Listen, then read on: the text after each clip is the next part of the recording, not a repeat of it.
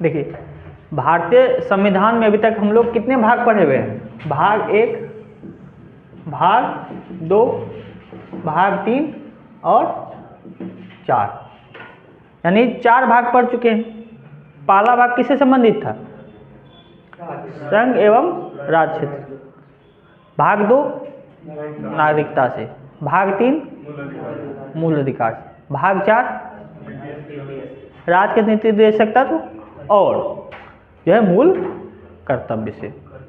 ठीक है, अब जो हम लोग शुरू करेंगे भाग 5, जिसमें केंद्र की कार्यपालिका होगी, लेकिन उससे पहले आप लोगों को कुछ बेसिक चीज़ जानना जरूरी है। ठीक है, तो सबसे पहले जो है हम लोग राष्ट्र या राज्य किसे कहते हैं? अगर आपसे पूछा जाए राष्ट्र या राज्य क्या होता है, तो देखिए, राष्ट्र या राज्य एक ऐसी संस्था है जिसके 4 अंग होते हैं। ठीक है, यानी राष्ट्र या राज्य किस चीज से मिलता है? 4 अंगों से मिलकर बना होता है। और ये 4 कौन कौन है? भूभाग, जनसंख्या, फिर शासन कहिए या सरकार कहिए, और सबसे इंपॉर्टेंट है संप्रभुता। यानी किसी भी संस्था को राष्ट्र या राज्य कब कहते हैं? जब उसके पास 4 चीज़ें मौजूद हो: स्थान यानी भूभाग, जनसंख्या, शासन और संप्रभुता। जैसे देखिए, देश भारत है, भारत पर एक भूभाग भी है, भारत के एरिया भी है, जनसंख्या भी है, सरकार भी है, केंद्र स्तर पर सरकार भी है, और भारत सरकार को कानून बनाने का अधिकार भी है। जब भारत सरकार कानून बनाती है तो कोई इसे रोक नहीं सकता, क्योंकि पूरे भारत पे भारत का कानून चलेगा। कानून बनाते समय चाहे वो दूसरा देश अमेरिका हो, यूएन हो, कोई भी हो, उसको रोक नहीं सकता। हाँ, सलाह दे सकता है, लेकिन रोक नहीं सकता है। इसलिए भारत क्या एक प्रकार का राष्ट्र है। क्या ये जो संस्था है विजय जीएस अकेडमी, क्या इसे हम राष्ट्र या राज्य कह सकते हैं? क्यों नहीं कह सकते हैं? क्योंकि हमारे पास भूभाग है, चलिए इतना ही भूभाग है, जनसंख्या भी आप है, हम है, जनसंख्या भी है, सरकार भी चला, शासन भी मेरा चल रहा है यहाँ पे, लेकिन मेरे पास क्या नहीं है? संप्रभुता नहीं। क्यों? क्योंकि हमारे ऊपर बहुत लोग हैं, हमारे ऊपर जिला परिषद है, हमारे ऊपर जिला नगर निगम है, हमारे ऊपर जो है बिहार सरकार है, हमारे ऊपर भारत सरकार है। तो हम कुछ भी नियम बनाएंगे तो इनके अधीन रह के ही बनाएंगे ना। ऐसा कोई कानून नहीं बना देंगे जो भारत सरकार हो या बिहार सरकार हो या सहरसा नगर निगम हो या जिला परिषद हो, इसके विरुद्ध हम कुछ नहीं बना सकते हैं। क्यों? क्योंकि हमारे पास क्या नहीं है? संप्रभुता नहीं है। संप्रभुता मतलब होता है निर्णय लेने या कानून बनाने की आज़ादी। ठीक है, तो याद रखिएगा, राज्य हम उसे कहते हैं जिसके पास ये 4 चीज़। अच्छा, आप हमें एक चीज़ बताइए, क्या सहरसा नगर निगम को हम लोग राज्य कह सकते हैं? या आपके पंचायत को हम राज्य कह सकते हैं? नहीं कह सकते। देखिए, ये सब चीज़ मिलेगा, लेकिन संप्रभुता नहीं मिलेगा, कि ये भी क्या है? राज्य सरकार के अधीन है और केंद्र सरकार के अधीन है। अब जैसे मान चलिए कोई कंपनी हो, जैसे मान चलिए रिलायंस कंपनी है, क्या इसको हम लोग राज्य कह सकते हैं? इसको भी क्यों नहीं कह सकते हैं? कि इसके पास भी भूभाग है, जनसंख्या, जिसका स्टाफ हो गया, सब मेंबर हो गया, सरकार, यहाँ भी पॉलिसी नियम कानून चलता है, लेकिन इसको भी क्या संप्रभुता नहीं है। क्यों?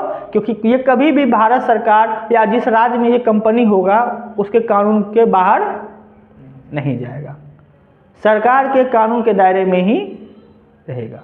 इसीलिए याद रखिएगा, जब भी पूछा जाए राष्ट्र किसे कहते हैं, तो राष्ट्र 3 में ऐसे राज्य एक ऐसी संस्था है जहाँ 4 अंग होना आवश्यक है। भूभाग होना आवश्यक है, जनसंख्या होना आवश्यक है, शासन होना आवश्यक है और संप्रभुता होना आवश्यक है।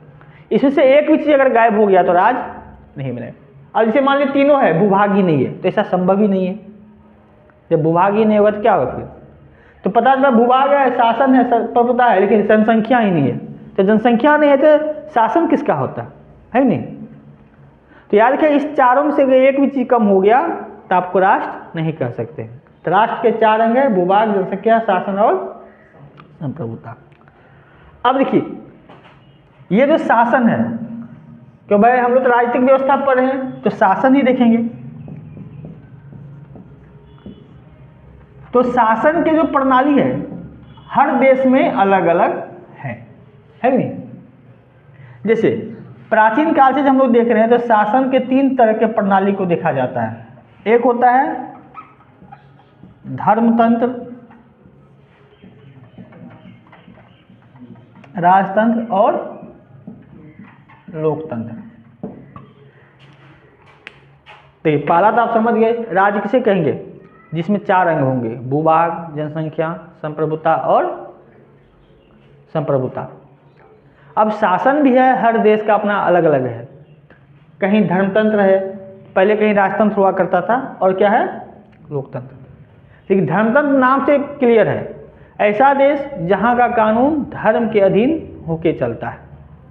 जैसे पाकिस्तान और चले जाइए या मुस्लिम कंट्री चले जाइए तो हाँ अभी भी कानून क्या है, भले ही लोकतंत्र हो लेकिन साथ में धर्मतंत्र भी है, धर्म के विरुद्ध नहीं होता है। जैसे देखिए पाकिस्तान में एक कानून है इस निंदा कानून, यानी अगर आप वहाँ के अल्लाह या पैगंबर की आप निंदा करते हैं, बुराई करते हैं तो आपको फांसी तक की सज़ा है। लेकिन क्या भारत में ऐसा है? यहाँ आप कितने लोग हैं भगवान के विरुद्ध में भी बोलते हैं, क्या उनको फांसी दे दी जाती है? क्यों? क्योंकि हमारा देश धर्मतंत्र नहीं है, हमारा देश जो है लोकतंत्र है, जहाँ कानून के हिसाब से चला जाता है। धर्मतंत्र जहाँ धर्म के हिसाब से चला जाता है, यानी कि वहाँ भी कानून है लेकिन कोई भी कानून धर्म से बाहर नहीं जाएगा। राजतंत्र जहाँ राजा का शासन होता है, यानी राजा ही सब कुछ है, राजा ही कार्यपालिका है, राजा ही न्यायपालिका है और राजा ही विधायिका है। यानी राजा ही कानून बनाएगा, राजा कानून लागू करवाएगा और अंत में फैसला भी राजा ही सुनाएगा। हाँ, लोकतंत्र, लोकतंत्र क्या है? ऐसा शासन है जहाँ का सरकार किसके द्वारा चलता है? लोगों द्वारा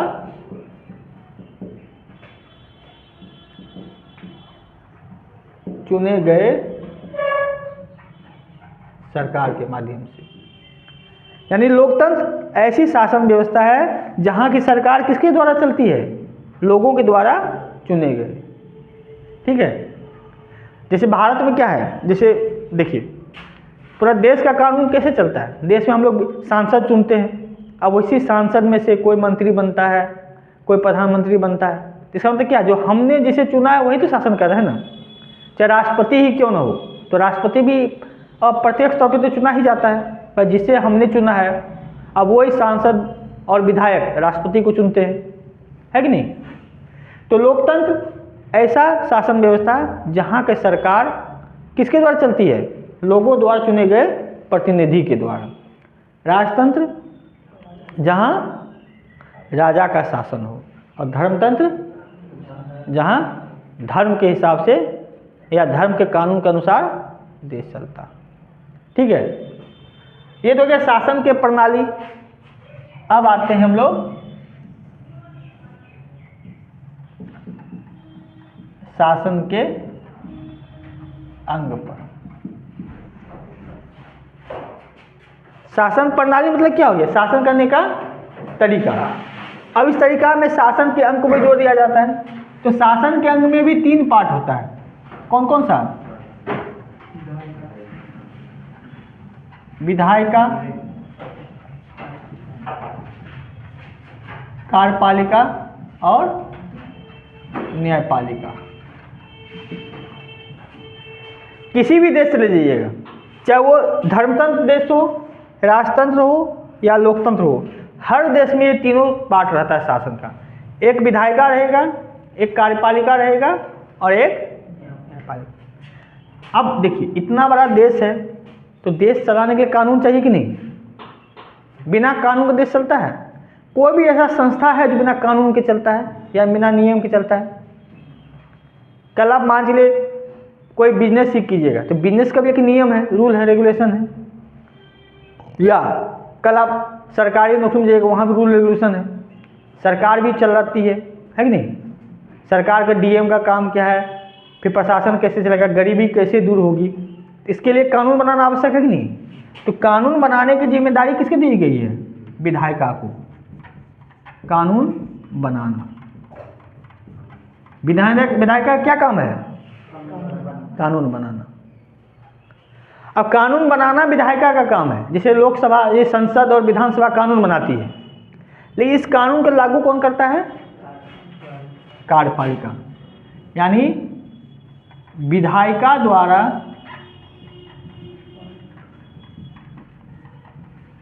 बनाए गए कानून को लागू करना। यानी विधायिका जो कानून बनाएगा, विधायिका मतलब कौन, सांसद, जो संसद में जो कानून बनता है, विधायिका यानी विधानमंडल में भी कानून बनेगा। अब जो कानून बनेगा इसको लगाने की जिम्मेदारी किसकी, लागू करने की जिम्मेदारी कार्यपालिका की, ठीक है। और न्यायपालिका का काम क्या है, संविधान की रक्षा करना। यानी जो भी कानून बन रहा है संविधान में या जो मूल अधिकार है सबकी रक्षा करना किसकी जिम्मेदारी है, न्यायपालिका की। तो ये तीन बेसिक चीज है। राष्ट्र किसे कहते हैं, भूभाग जहाँ हो, जनसंख्या हो, शासन हो, संप्रभुता हो। दुनिया का कोई भी देश हो, पहले से अभी तक जो पूरे दुनिया में देखा गया है, तो तीन प्रकार के शासन प्रणाली है, धर्मतंत्र, राजतंत्र और लोकतंत्र। धर्मतंत्र जहाँ का शासन धर्म के अनुसार चलता है, राजतंत्र जहाँ का सर्वप्रमुख कौन होता है, राजा, और लोकतंत्र जहाँ का सरकार किसके द्वारा चलता है, राष्ट्रपति, लोगों के द्वारा चुने गए प्रतिनिधि के द्वारा। अब तीनों तंत्र में ये सब मिलेगा, विधायिका, कार्यपालिका और न्यायपालिका। लेकिन यहाँ देखिए, जब धर्मतंत्र कोई देश है तो वहाँ भी विधायिका होगा, तो वहाँ जो कानून बनेगा तो धर्म के दायरे में रहकर बनेगा। जैसे मान चलिए अफगानिस्तान ले लेते, धर्मतंत्र। अब वहाँ जो कानून बनेगा, जैसे महिलाओं के लिए कानून बनेगा, बुर्का में रहेगी, महिलाओं को शिक्षा ग्रहण करने का अधिकार नहीं होगा। तो क्या है, कानून बना रहा विधायिका, लेकिन इस्लाम के अधीन रह करके, धर्म के अधीन रह करके, है कि नहीं। विधायिका वहाँ भी है, लेकिन विधायिका कानून बनाने से पहले धर्म का सहारा लेती है, ठीक है कि नहीं। राजतंत्र में क्या है, राजतंत्र में भी विधायिका है, लेकिन वो किसके अधीन रह के काम करता है, राजा के अधीन। राजा जैसा चाहेगा वैसा विधायिका बनेगा, है कि नहीं। कार्यपालिका भी राजा अपने हिसाब से करवाता है, और न्याय का प्रमुख तो राजा ही होता है। लेकिन लोकतंत्र में क्या है, विधायिका का काम अलग है, फिर कार्यपालिका काम अलग है, और न्यायपालिका का काम अलग है, ठीक है। तो पहले यहाँ तक देख लेते हैं।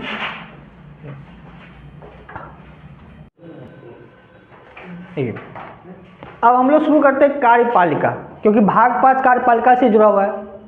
आपको पता है कार्यपालिका शासन का वह अंग है जो क्या करता है, विधायिका द्वारा बनाए गए कानून को लागू करता है, ठीक है। पास नहीं करता, लागू करता है। जो विधायिका कानून बनाएगा उसे लागू करने की जिम्मेदारी किसकी है, कार्यपालिका की। अब देखिए, कार्यपालिका भी दो प्रकार का होता है। एक होता है अस्थायी कार्यपालिका,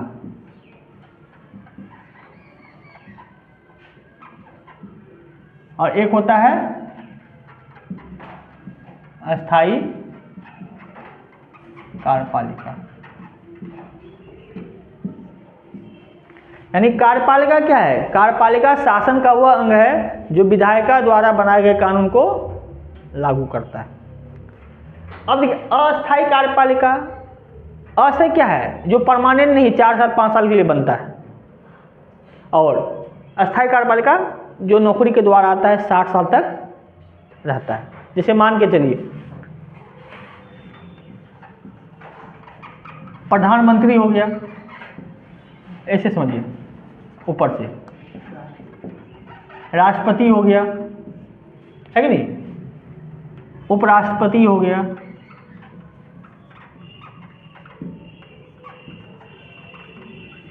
प्रधानमंत्री हो गया,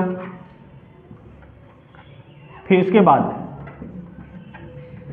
मंत्री परिषद हो गया, और महान्यायवादी हो गया।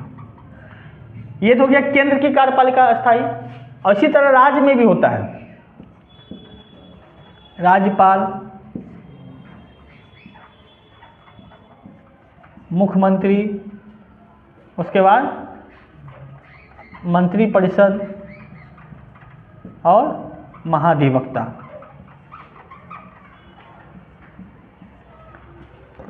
यानी कार्यपालिका भी दो तरह का है, एक अस्थायी और एक होता है अस्थायी। केंद्र का जो अस्थायी कार्यपालिका कौन था? राष्ट्रपति, उपराष्ट्रपति, प्रधानमंत्री, मंत्रिपरिषद और महान्यायवादी।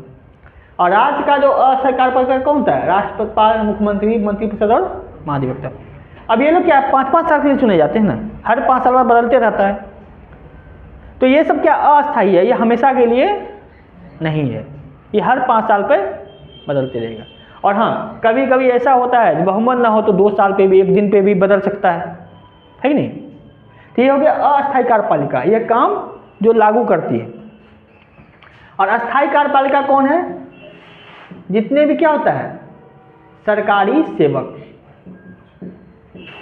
जैसे हो गया आपको IAS, IPS या आर्मी, स्टेट PCS से जो भी अधिकारी होते हैं, यानी जो भी अधिकारी और कर्मचारी होते हैं, अधिकारी कर्मचारी, ये सब क्या है एग्जाम के थ्रू जाता है और 60 साल तक रहता है। कल बाय चांस मान के चलिए आप ही लोग दरोगा बनिएगा, तो क्या आप लोग कार्यपालिका होंगे कि नहीं होंगे? आप दरोगा बनिएगा तब अस्थाई होंगे कि अस्थायी कार्यपालिका? अस्थाई, कि जब आपको जॉब लगेगा तो 60 साल तक रहिएगा। अब देखिए क्या है, सरकार ने कानून बनाया है कि नहीं, तो भाई जो भी कानून है, भाई मर्डर के लिए क्या सजा है, सड़क पे कैसे चलना है, कैसे सड़क को जाम को फ्री करना है, कैसे लोगों की सुरक्षा करना है, कैसे कानून व्यवस्था को मजबूत करना है, ये कानून कौन बनाया है? सरकार बनाती है ना। बस आप अपने क्षेत्र में उसको लागू करेंगे। तो कार्यपालिका का काम ही है ना लागू करना। तो जो भी अधिकारी है, चाहे वो कर्मचारी हो या लोअर ग्रेड पे हो, वो सब क्या है अस्थायी कार्यपालिका। क्यों? क्योंकि जब वो जॉब में जाता है तो एक स्थायी तौर पर रहता है। और अस्थायी क्या है? ये सब क्या है चुने जाते हैं 5 साल के लिए, कभी कभी 5 साल से पहले भी चले जाते हैं जब विश्वास नहीं होता, यानी सरकार बहुमत नहीं हो तब। ये हो गया केंद्र की कार्यपालिका और ये हो गई राज्य की कार्यपालिका। ठीक है, क्लियर है? अच्छा एक बताइए, ऑप्शन देखिए, निम्नलिखित में से कौन अस्थायी कार्यपालिका नहीं है? 5 ऑप्शन देंगे। ऑप्शन ए यानी अस्थायी कार्यपालिका नहीं, हम ये पूछ रहे हैं ना।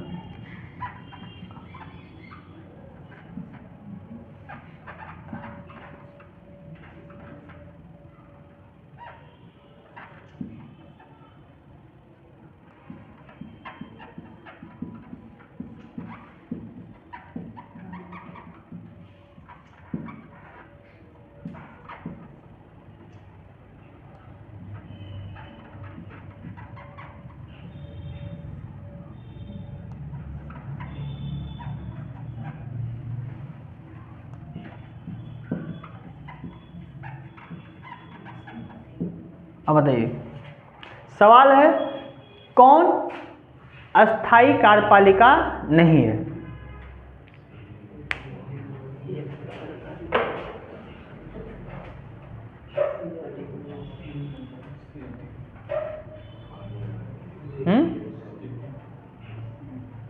बताइए। सरकारी यानी अस्थायी कार्यपालिका नहीं है। बताइए,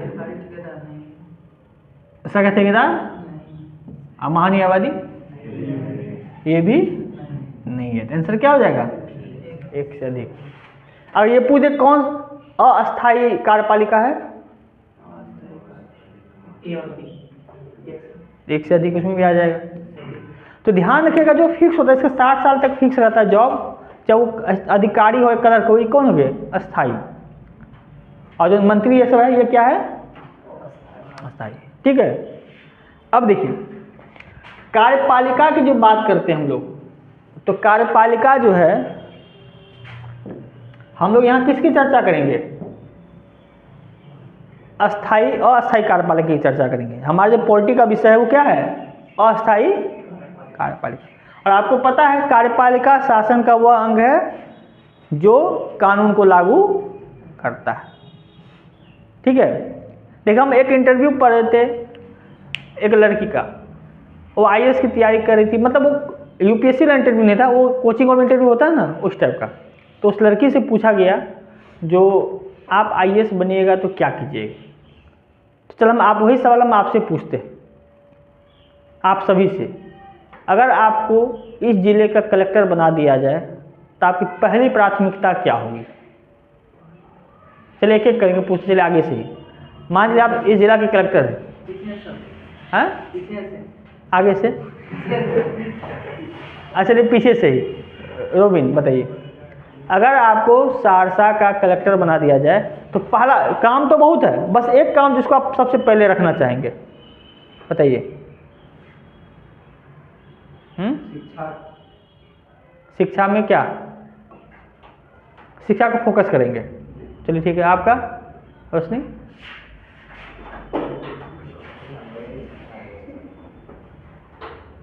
और कोई? चलिए आप लोग बताइए, आपको जिला का कलेक्टर बना दिया जाए तब सबसे प्राथमिकता क्या होगी? मेरा प्राथमिकता स्वास्थ्य और सफाई को लेकर। स्वास्थ्य, इसके लिए आप क्या करना चाहेंगे? अस्पताल को उच्च स्तर पर बनाएंगे या फिर जो भी अस्पताल है उसको निर्माण करेंगे। और सफाई के बारे में काम करेंगे। चलिए आपने शिक्षा बताया, शिक्षा के लिए आप क्या करेंगे?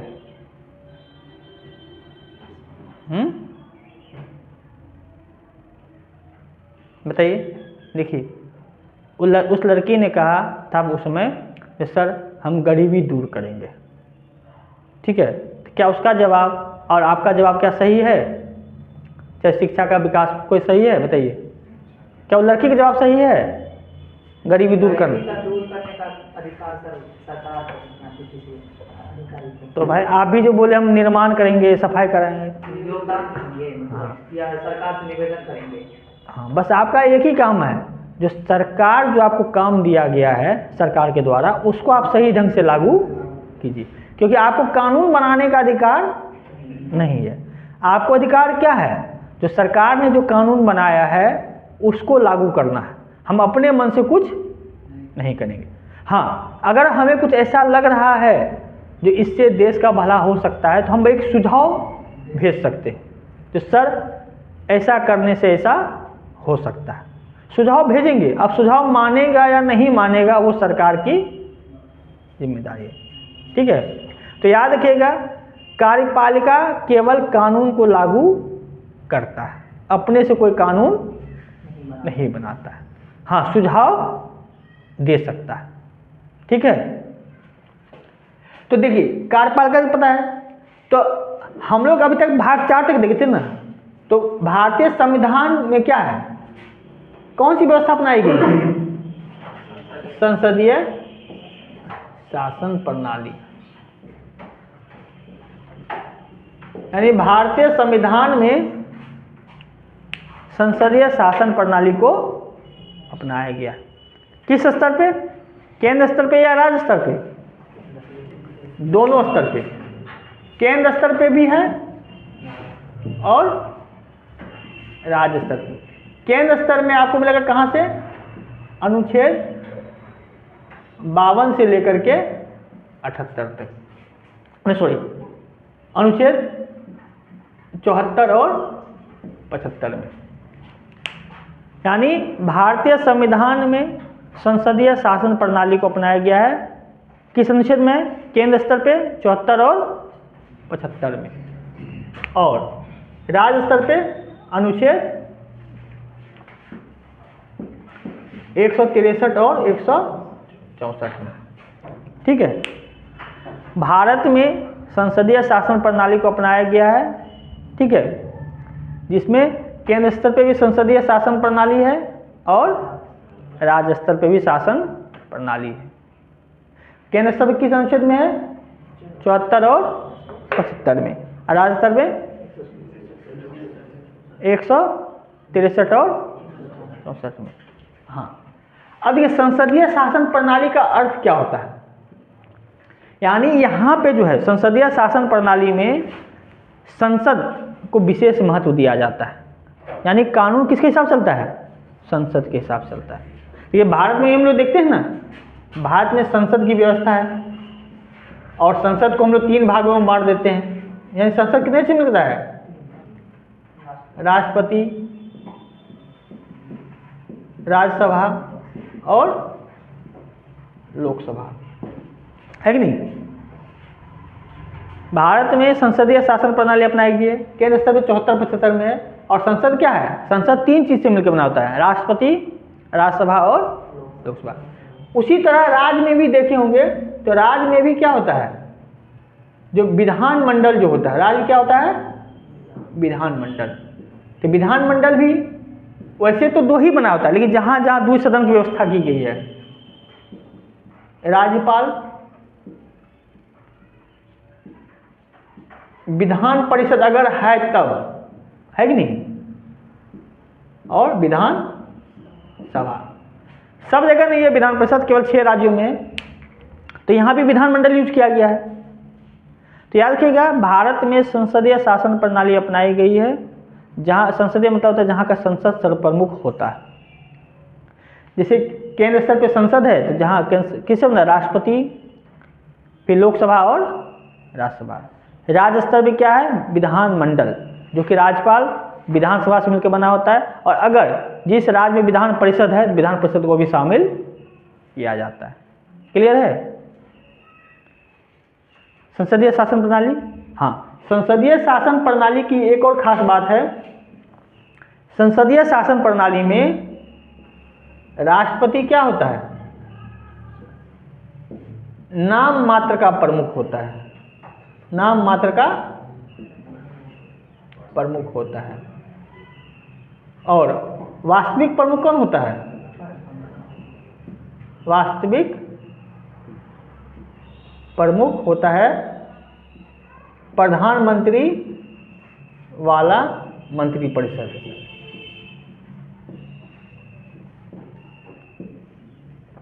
ये जरूर याद रखिएगा, संसदीय शासन प्रणाली में राष्ट्रपति एक नाम मात्र का होता है, प्रमुख होता है। और असली प्रमुख कौन होता है, मंत्रिपरिषद, जिसके अध्यक्ष कौन होते हैं, प्रधानमंत्री।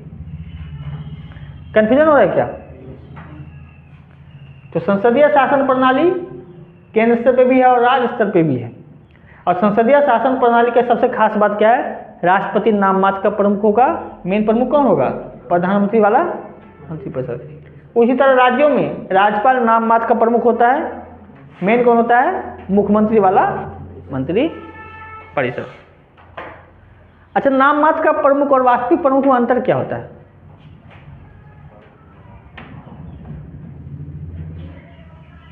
देखिए ऐसे समझिए, आप जैसे अभी आप स्टूडेंट हैं, एक समय ऐसा आएगा जब आप जॉब करेंगे, है कि नहीं।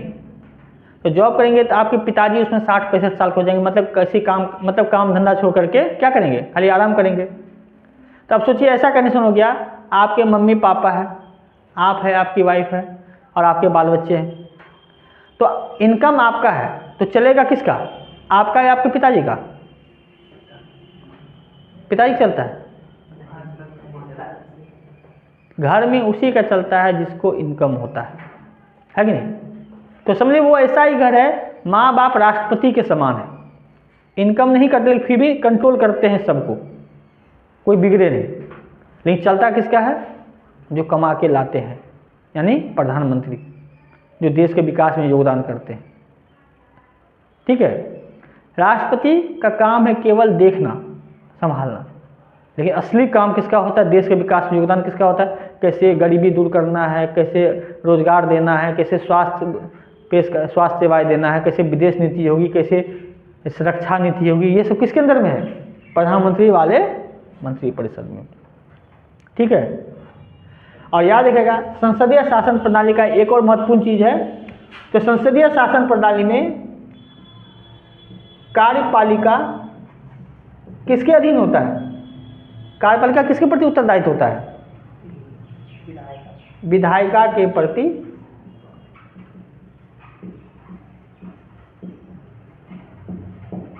उत्तरदायी होता है। यानी कार्यपालिका जो भी काम करेगा वो किसको जवाब देगा? विधायिका को। अब विधायिका मतलब क्या? विधायिका तो जनता द्वारा चुना गया ना, इनडायरेक्टली किसको दे रहा है? वो जनता को दे रहा है। लेकिन याद रखिएगा कार्यपालिका हमेशा जो है विधायिका के प्रति जवाबदेह होता है। ठीक है, देखिए भाग 5 क्या है? केंद्र की कार्यपालिका। और भाग 5 में कहां से कहां तक? अनुच्छेद 52 से लेकर के 78 तक। यानी भारतीय संविधान का भाग 5 किससे संबंधित है? केंद्र की कार्यपालिका से। और इसकी चर्चा कहां से कहां तक है? अनुच्छेद 52 से लेकर के 78 तक। हाँ, और अगला जो होगा ये क्या है? भाग 6। और भाग 6 किससे संबंधित है? राज्य की कार्यपालिका से। और ये अनुच्छेद कहां से कहां तक है? 153 से लेकर के 167 तक। तो याद रखिएगा ये चीज। देखिए बार बार क्या है? भाग 1 संघ राज्य क्षेत्र, भाग 2 नागरिकता, भाग 3 मूल अधिकार, भाग 4 डीपीएसपी, भाग 5 केंद्र की कार्यपालिका और भाग 6 राज्य की कार्यपालिका। अनुच्छेद भी क्लियर है। केंद्र राज्य क्षेत्र क्या 1 से लेकर 4 तक है भाग 1 में। भाग 2 कितना था? 5 से लेकर 11 तक। भाग 3 कितना था? 12 से लेकर 35 तक। भाग 4 में कितना था? 36 से 51 तक। भाग 5 में कितना है?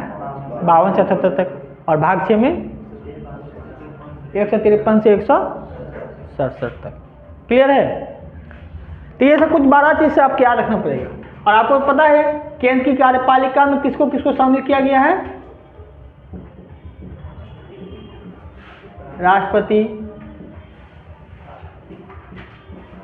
उपराष्ट्रपति,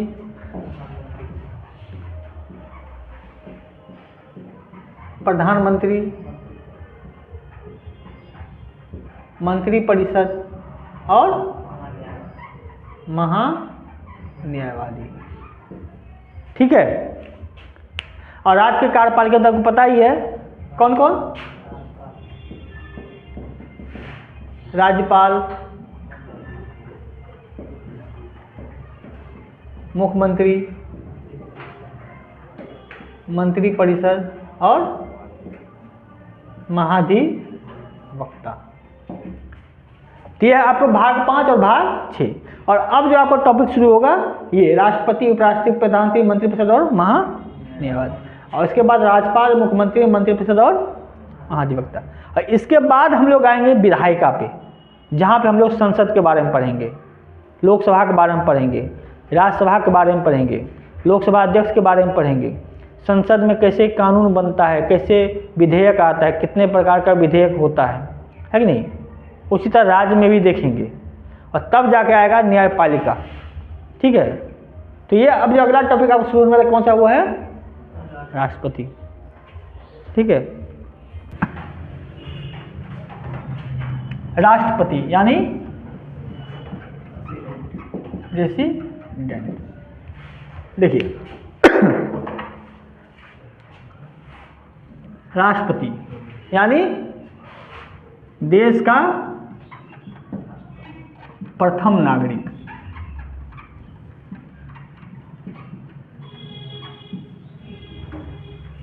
ये कौन था? देश का प्रथम नागरिक। अगर पूछा जाए देश का प्रथम नागरिक कौन हो? अद्वितीय नागरिक? उसका पति या पत्नी। यानी देश का प्रथम नागरिक राष्ट्रपति को माना जाता है। ठीक है। और द्वितीय नागरिक, अगर महिला राष्ट्रपति है तो उसका पति हो गया द्वितीय नागरिक, और पुरुष राष्ट्रपति है तो पत्नी होगी। अब राष्ट्रपति कौन होता है? देश का संवैधानिक प्रमुख। देश का संवैधानिक प्रमुख, या इसको हम लोग राष्ट्राध्यक्ष भी कहते हैं, राष्ट्र के अध्यक्ष भी कहते हैं। यानी राष्ट्रपति क्या है? देश का प्रथम नागरिक भी है, राष्ट्राध्यक्ष भी है, यानी राष्ट्र का हेड भी है और राष्ट्र का प्रमुख भी है। अगर भारत का नंबर 1 कौन है तो राष्ट्रपति, ठीक है। और जितने भी कार्यपालिका शक्ति होगी वो किसके अधीन होगा, राष्ट्रपति के अधीन। यानी कार्यपालिका प्रमुख भी कौन होता है, राष्ट्रपति। इसका मतलब है देश में कोई भी अगर काम होगा तो किसके नाम से होता है, राष्ट्रपति के नाम से होता है। कोई भी काम, चाहे वो प्रधानमंत्री करे या हम करें या आप करें देश के हित में, वो सब किसके नाम से होता है, राष्ट्रपति के नाम से, ठीक है। जो भी कार्यपालिका जो भी काम करती है, चाहे वो स्थायी कार्यपालिका करे या अस्थायी कार्यपालिका। तो याद रखिएगा देश का प्रथम नागरिक कौन होता है, राष्ट्रपति। ये देश का संवैधानिक प्रमुख भी है, इसे राष्ट्राध्यक्ष भी कहते हैं, और ये कार्यपालिका प्रमुख भी है। यानी देश में जो भी काम होगा वो सब किसके नाम के तहत होगा, राष्ट्रपति के नाम के तहत होगा, चाहे वो प्रधानमंत्री ही क्यों ना काम करे, ठीक है। चलिए आपसे पहले भी पूछे होंगे। अच्छा एक चीज़ बताइए, अगर कोई मीटिंग हो रहा है कहाँ पे, कहाँ, चलिए अमेरिका में, और इसमें 4 देश के लोग आए हो, अमेरिकी राष्ट्रपति,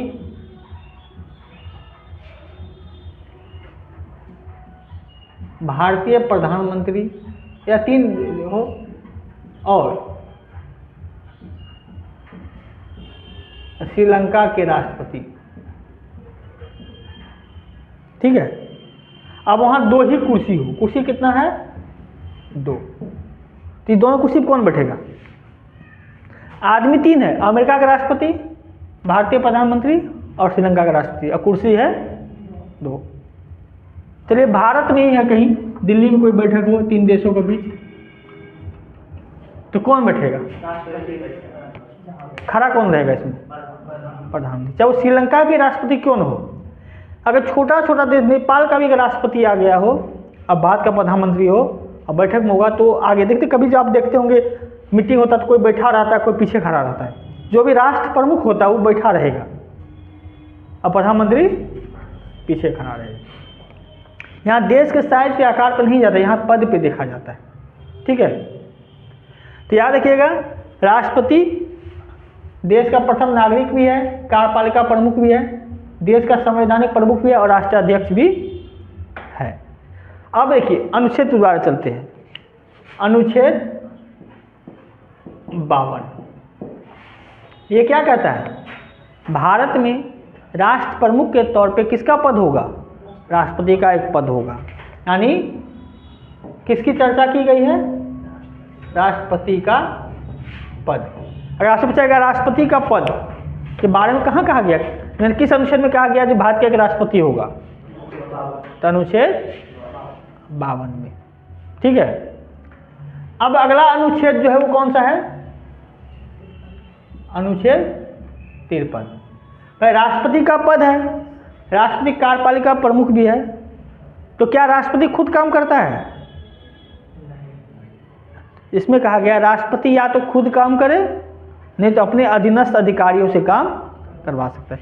अधीनस्थ अधिकारी कौन, राष्ट्रपति, प्रधानमंत्री, मंत्रिपरिषद, IAS अफसर, ये सब उसका अधीनस्थ अधिकारी हुए ना, चाहे दरोगा और कुछ सब उसी का अधीनस्थ अधिकारी, सब उसी का अधीन है ना। या तो खुद से काम करे या अपने अधीनस्थ अधिकारियों से काम कराए। यानी राष्ट्रपति खुद से या अधीनस्थ अधिकारियों से काम करवा सकता है, ठीक है। यानी अनुच्छेद 52 क्या कहता है, भारत का एक राष्ट्रपति होगा, और 53 क्या कहता है, वो अपना सारा काम या तो खुद से करे या अपने अधीनस्थ अधिकारियों से करवा सकता है, ठीक है। तो यहाँ तक बोले लिखिएगा।